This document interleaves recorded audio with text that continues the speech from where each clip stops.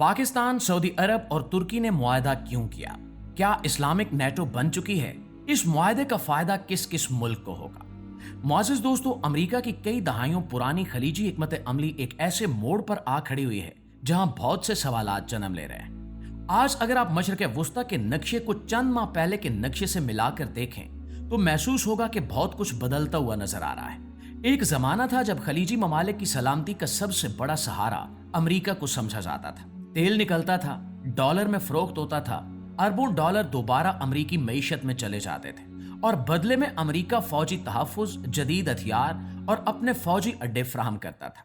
कई दहाइयों तक यही निज़ाम चलता रहा और ऐसा महसूस होता था कि इसमें कभी तब्दीली नहीं आएगी। लेकिन वक्त हमेशा एक जैसा नहीं रहता और जब हालात बदलते हैं तो कई मजबूत समझे जाने वाले निज़ाम भी हिलने लगते हैं। दोस्तों, इस पूरी कहानी को समझने के लिए हमें कई साल पीछे जाना होगा। सन 1973 में अरब इसराइल जंग हुई, जिसे यौम कपूर जंग भी कहा जाता है। इस जंग के दौरान अरब ममालिक ने मगरबी ममालिक पर दबाव डालने के लिए तेल की सप्लाई महदूद कर दी। अचानक पूरी दुनिया में तेल की कीमतें बढ़ गईं। अमेरिका और यूरोप की मईशत को शदीद झटका लगा।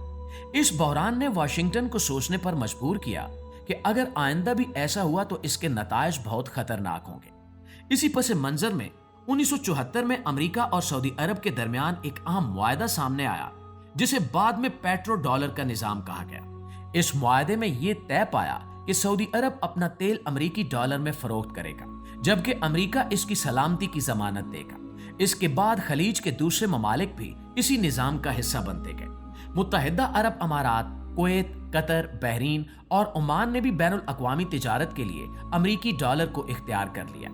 इस फैसले ने सिर्फ खलीजी मईशत ही नहीं बल्कि पूरी दुनिया के मालियाती निजाम को बदल दिया। अमेरिकी डॉलर आलमी तिजारत की सबसे अहम करेंसी बन गया। दोस्तों, चंद बरस बाद एक और वाकया पेश आया जिसने इस ताल्लुक को मजीद मजबूत बना दिया। 1990 में इराक ने कुवैत पर हमला किया।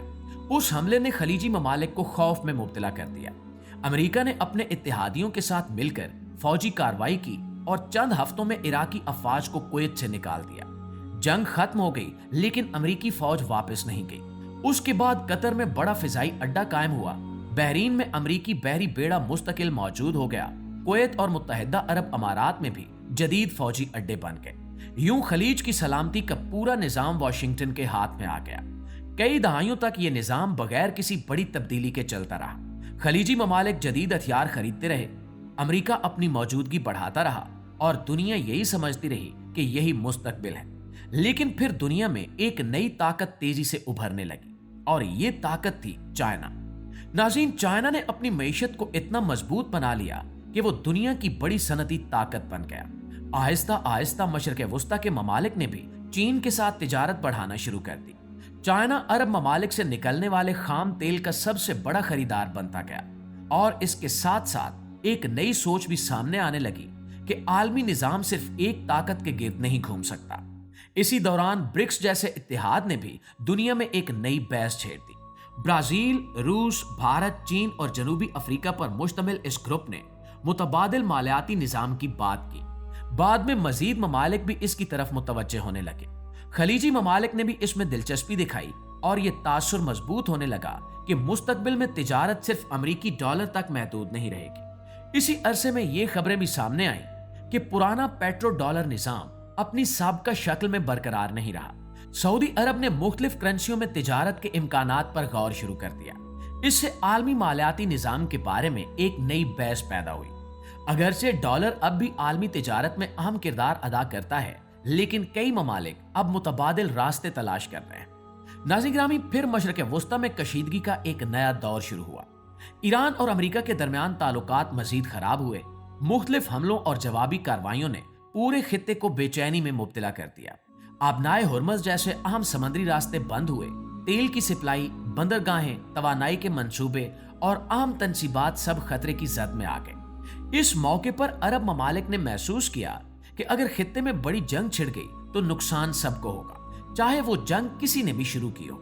इसी माहौल में एक और सवाल जोर पकड़ने लगा कि अगर खित्ते की सलामती का निजाम इतना मजबूत था तो फिर बार बार ऐसे हालात क्यों पैदा हो रहे हैं जिनमें खलीजी ममालिक खुद को गैर महफूज महसूस करते हैं। और दोस्तों, यही वो सवाल था जिसने बहुत सारे ममालिक को अपनी दिफाई हिकमत अमली पर दोबारा गौर करने पर मजबूर किया और इसी पस मंजर में गुज़श्ता चंद वर्षों के अंदर पाकिस्तान, तुर्की और सऊदी अरब के दरमियान दिफाई ताउन में इजाफा हुआ।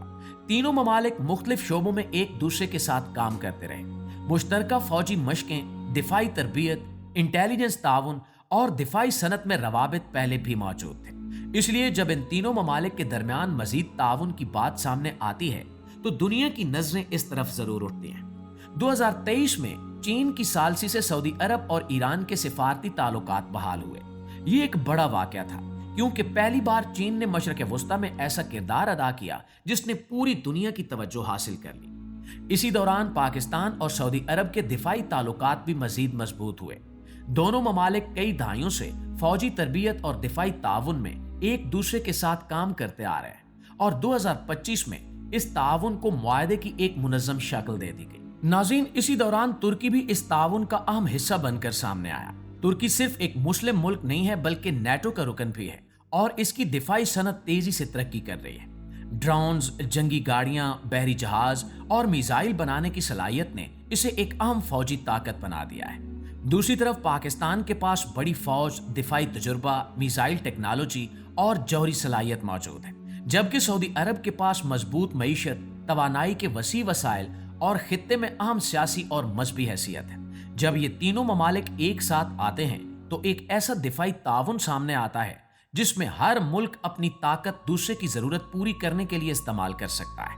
इस ताउन का पहला बड़ा फायदा सऊदी अरब को होगा। अब इसकी सिक्योरिटी सिर्फ एक बैरूनी ताकत पर मुनहसर नहीं रहेगी बल्कि पाकिस्तान और तुर्की जैसे काबिल एतमाद शराकतदार भी इसके साथ होंगे।